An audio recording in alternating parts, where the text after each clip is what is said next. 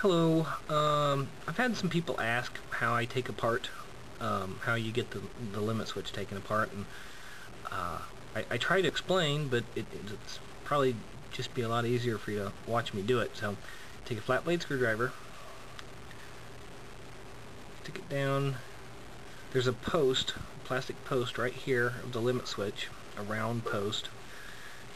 Stick the screwdriver in at an angle, and you'll get underneath the back side of the metal of the part of the limit switch, and just